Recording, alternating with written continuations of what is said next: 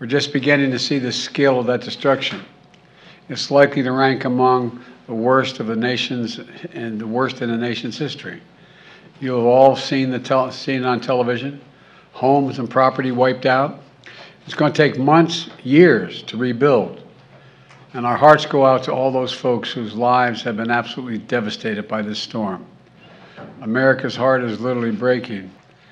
I've directed that every possible action be taken to save lives and get help to survivors, because every single minute counts. It's not just a crisis for Florida. This is an American crisis. We're all in this together, and I've spoken to Governor DeSantis on multiple occasions, as well as this morning, and as well as mayors and county officials, both Republican and Democrat, from the places most affected. And I spoke with Governor McMaster of South Carolina this morning as well. Last night I received a request for an emergency declaration from Governor McMaster, which I approved right away, just as I did for Florida. I just want the people of Florida to know we see what you're going through and we're with you. We're going to do everything we can for you.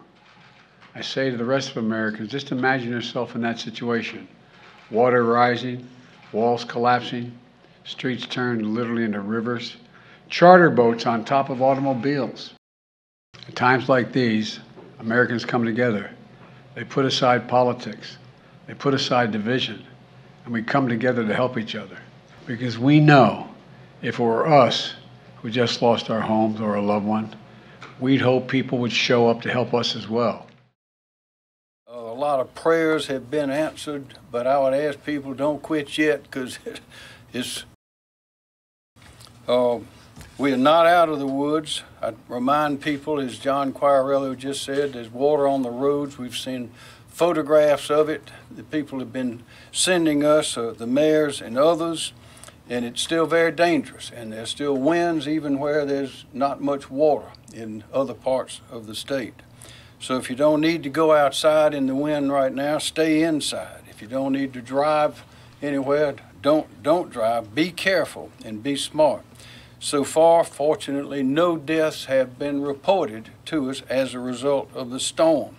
But there are still life-threatening conditions, and we need to continue to be very careful. Ago, just a brand new update. Still 85 miles per hour. It's right on the coast. It's really getting pretty close to the coast of South Carolina.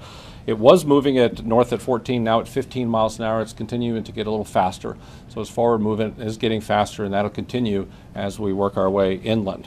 Now, it's just really important to realize it's not just that center point. It really is it's been a large storm for most of its lifetime. Hurricane force winds extend out 70 miles, and the latest I saw, tropical storm force winds about 275 miles out from the center. It was big.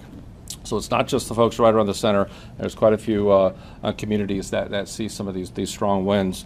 I did want to say there's still remaining river flooding back in Florida, and some of that, it's just important that water doesn't drain very fast. So some of those rivers could stay at flood stage, and several locations actually record flood could be that way for days, even more than a week. So just something to think about with time.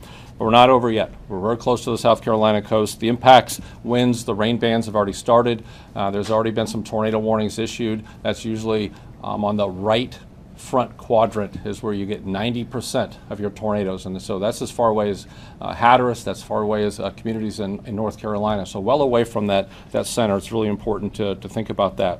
Those were those island communities that were severed by the bridge were probably the most difficult to get to, and so you just had to use these resources. But that's part of the reason we had all these aircraft stationed, in the run up to the storm. We're saying, hey, we've got another 50 aircraft. Now we have 250 aircraft ready to go. FWC, National Guard, all these different task forces and everything. We have these the same guys that responded to the Surfside Tower collapse in South Florida.